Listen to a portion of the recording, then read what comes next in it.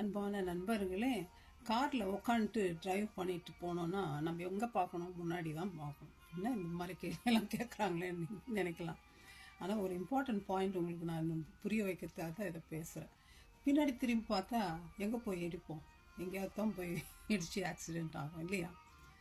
அதான் இயேசுநாதர் சொல்கிறார், கலப்பையின் மேலே கையை வச்சுட்டு ஒரு டாஸ்க், ஒரு வேலை செய்யணும்னு போகிறோம்.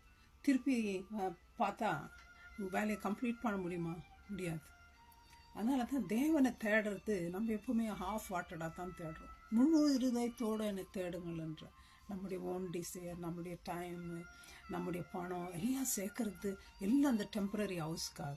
ஆனால் பர்மனண்ட் இட்டர்னல் கிங்டத்துக்கு ப்ரிப்பேர் பண்ணணும்னு நம்ம பண்ணுறது கிடையாது. அதுதான் பைபிளில் லூக்கா 9ஆம் அதிகாரத்தில் 2 மனுஷர்களை ஆண்டவர் என்னை பின்பற்றிவான்னு கூப்பிட்றாரு. ஒருத்தர் என்னன்றாரு, இருங்க ஆண்டவர், முதல்ல எங்கள் அப்பா செத்துட்டுக்கிறார், போய் அடக்கம் பண்ணிட்டு வரேன்றார். இன்னொருத்தர் என்னன்றாரு, நான் வீட்டில் போய் ஃபேமிலியில் சொல்லிட்டு ஃபேர்வெல் எல்லாம் முடிச்சுட்டு வரேன் அப்படின்றார். ஆண்டவர் சொல்கிறாரு, ஆண்டவரை ஃபாலோ பண்ணும்போது நமக்கு வீடு இல்லாமல் போகலாம். அதான் ஆண்டவர் சொல்கிறார், நரிகளுக்கு குடிகளும் ஆகாத்து பறவைகளுக்கு கூடுகளும் உண்டு, மனுஷகுமாரனுக்கும் தலை சாய்க்க இடம் இல்லை. ஆண்டவரை ஃபாலோ பண்ணுறது வந்து ஒரு லைஃப் இன்சூரன்ஸ் கிடையாது, இட்டர்னிட்டி. நான் பேப்டிசம் எடுத்துட்டேன், நான் கண்டிப்பாக மோட்சத்துக்கு போயிடுவேன் அப்படிலாம் இல்லைங்க ஃப்ரெண்ட்ஸ். பேப்டிசம் எடுத்துகிட்டு கூட லோத்து மனைவி என்ன பண்ணாங்க, திரும்பி பார்க்காதன்னார் ஆண்டவர். முடியாத போது ஓடி போ மலைக்கு, திரும்பி பார்த்தாங்க. ஒருவேளை அவங்க ஓடி போகிறதுக்கு இஷ்டம் இல்லாமல் இருக்கலாம். பழைய வாழ்க்கையை திரும்பி பார்த்துருப்பாங்க, சின்ஃபுல் ஒரு வேளை. ஃப்ரெண்ட்ஸ், ஆண்டவர் வட்டத்தில் வந்துட்டு பேப்டிசம் எடுத்துட்டு திருப்பியும் பழைய வாழ்க்கைக்கு திரும்பி பார்த்துட்டு அதுலேயே ஜீவிச்சா எப்படிங்க நீங்கள் பரலோகம் போக முடியும்? எந்த கேரண்டி இருக்குது உங்களுக்கு?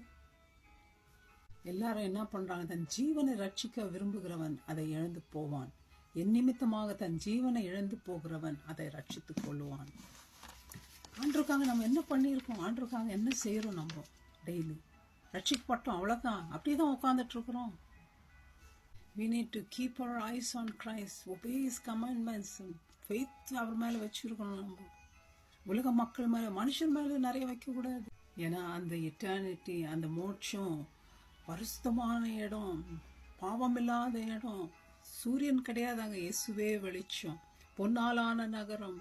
வா, ஜீவ ஊற்று, தண்ணீர் எங்கேயும் இருக்கும்.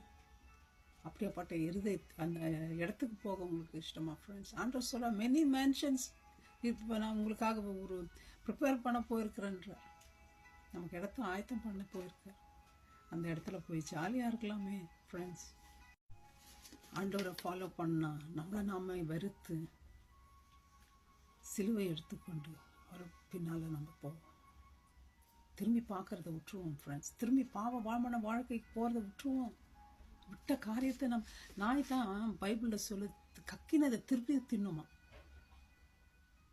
வாமிட் பண்ணதை யாராவது தின்னுவாங்களா? அருவருப்பான காரியங்களை நம்ம செஞ்சிட்ருக்கோம். அது லாப்ட்டு விட்டு இயேசுவை நோக்கி நம்ம ஓடுறோம்.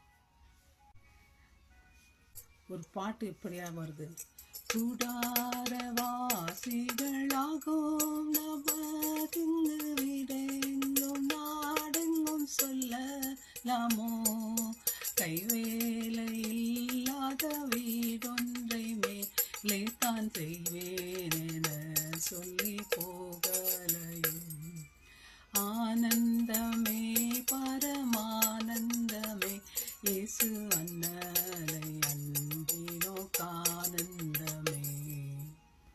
ஆகவே அந்த கைவேலை இல்லாத அந்த வீட்டுக்கு போகிறதுக்கு ஒவ்வொரு நாளும் நம்மளை ப்ரிப்பேர் பண்ணுவோம். இயேசுவை நோக்கி பார்ப்போம், அவரை பின்பற்றுவோம். நம்மளுக்கு கொடுத்த அந்த ரேஸை நம்ம உண்மையாக ஓடுவோம். May God bless you my friends. Thank you. Bye bye.